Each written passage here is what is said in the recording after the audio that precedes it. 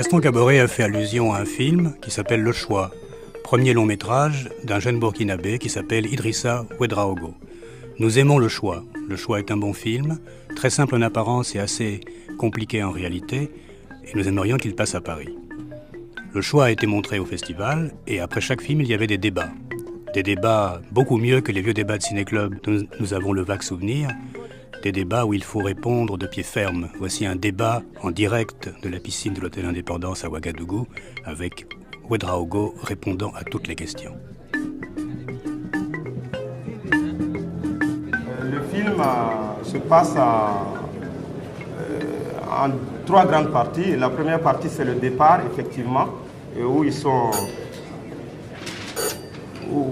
du village où il est très dur de vivre. La deuxième partie, c'est dans cette région riche où tu me reproches justement d'avoir privilégié l'amour entre les deux jeunes gens au détriment d'autres choses. Mais je pense que j'ai montré autre chose dans le film, dans cette partie, parce que ce qui était important pour moi, c'était de dire effectivement que dans le Sahel, c'était très difficile de vivre, que dans cette région riche où ils se sont retrouvés, on a vu de l'eau, on a vu qu'il pleuvait, on les a vus travailler une ou deux fois, et on voit que c'est riche. Donc je n'avais plus besoin d'insister sur ça puisque tout le monde le voyait. Et par contre, ce dont j'avais besoin, c'était de montrer que la vie reprenait, tout renaissait en eux, effectivement, les sentiments premiers tels que l'amour, la joie, tout ce qui est humain. Ils ne le connaissent pas dans la région où ils ont quitté parce qu'ils étaient omnibulés par l'attente des voitures uniquement. Tu peux voir si tu as vu le film que tous les plans, personne, ils ne se parlent pas, ils attendent seulement. Leur seul voisin avec qui ils parlent, c'est la route, c'est leurs yeux fixés sur la route. Salam va seul, il laisse les autres du village et va chercher les solutions à son problème, ou du moins au problème du groupe, lui en tant que Salam avec sa famille. Alors l'auditeur demande qu'est-ce que pense donc Idrissa Ouedraogo par rapport à cette situation. Faut-il trouver les solutions d'une manière individuelle ou bien faudrait-il les chercher collectivement? Dans les régions où nous tournons, où nous avons tourné Yamdabo, je pense que c'était extrêmement difficile de vivre. Il y a un paysan qui m'a dit depuis qu'ils sont venus les services de l'agriculture, faire des tracés, il ne pleut plus. Ça veut dire qu'ils en sont petit à petit à cette situation passive-là. Mais ce que j'aimerais dire aux camarades aussi, c'est une fois de plus un film.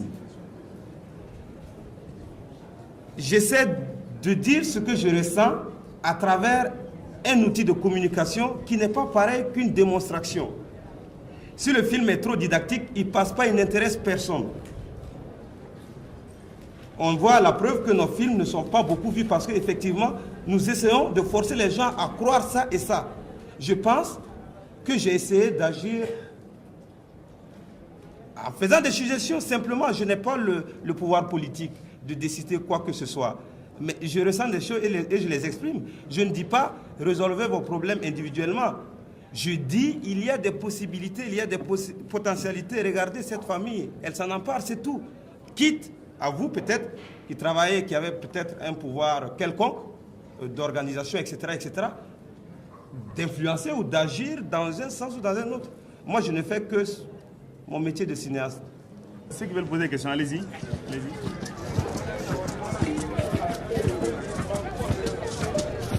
Il y avait encore beaucoup de questions, mais le second volet de Ouagadougou 87 se termine. La semaine prochaine, nous rentrerons plus au fond des choses. Cette fois-ci, on parlera de contenu. On parlera avec Sembène Ousmane, le plus grand cinéaste africain, qui va retourner, ce qui est une bonne nouvelle. Et on parlera aussi de l'enseignement du cinéma en Afrique. Au revoir.